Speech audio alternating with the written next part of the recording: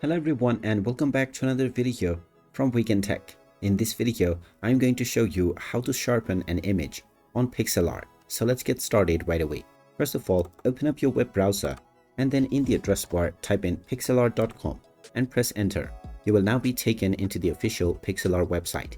Now if you haven't logged into your account already, click on the sign up/login button at the top and continue forward with your credentials or your social account. After logging in, you will be taken into the home page. Now from here, if you wish to sharpen any image, just click on Pixlr editor and then click on open image. You can then choose your image and now this will open up the picture within the editor right away. Now within this page, you will see the various different editing tools at the left. Among this, just hover over to the icon which looks like a water droplet. This is the blur, sharpen and smudge tool. Go ahead and click on it. And now within the mode section, click on sharpen. You can then choose your brush size as well as how soft or hard you want your sharpness to land. Choose various other categories based on your preference.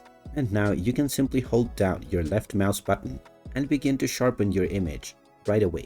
And there you have it. That is how easy it is to sharpen your image using the Pixlr editor. If you find this video helpful, make sure you hit that like button and subscribe to our channel if you haven't done so already.